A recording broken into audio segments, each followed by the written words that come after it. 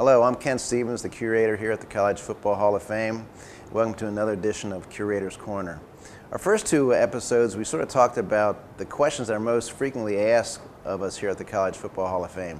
Today we're going to talk about the artifacts that we most have here of the College Football Hall of Fame. It's kind of unusual what the strongest part of our collection is. It's from a game that people who are under the age of 50 may not know much about, and that was the College All-Star Game. The College All-Star Game was played every year in Chicago from 1934 to 1976, with one exception when there was a strike season with the NFL.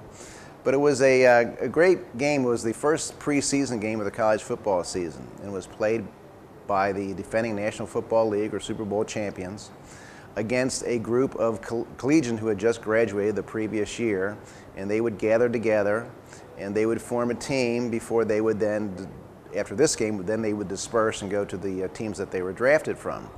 And it was really a fun game. Early on, the College All-Stars were very competitive.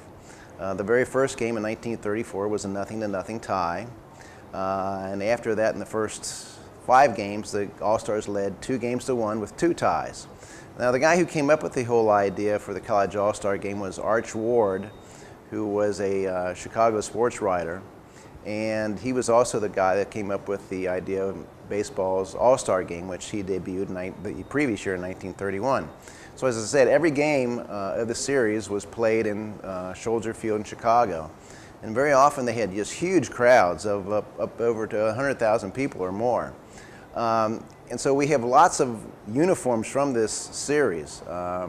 The players all got to keep their uniforms, and so we've got them from the earliest game, 1934, and this helmet is from the final game in 1976. So you can see they all had one of the frequent themes on these uniforms were stars and stripes and red, white, and blue. And the first uniforms that we have that were not on display here were actually gold in color.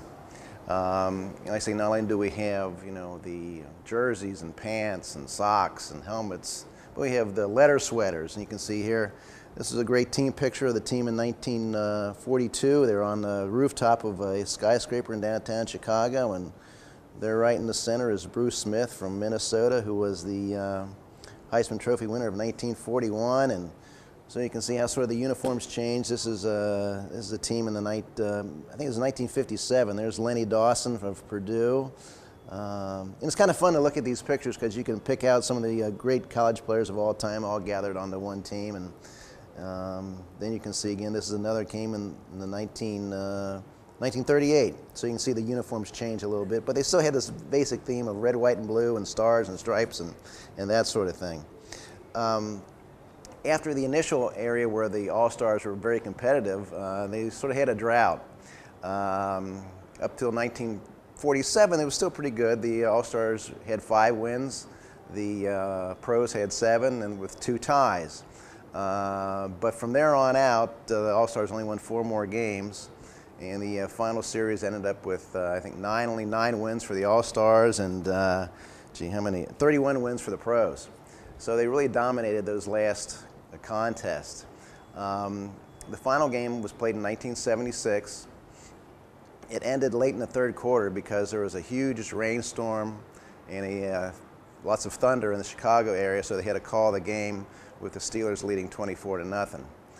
The reason this series sort of died was basically because the pro teams really wanted these players in camp. They were missing 3 weeks of preseason camp with their teams that they got drafted for, being in a camp with the All-Star team.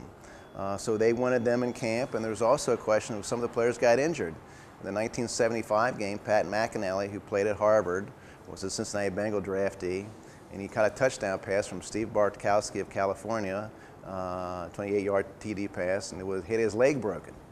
So he missed his entire rookie season with the Bengals in 1975. So for those reasons, and the attendance had declined a bit to the 50,000 people range, and so the game ended in 1976. I guess as Woody Hayes would say after he hit his long win streak ended in 1969, all good things must come to an end, and so was the fate of the College All-Star Game.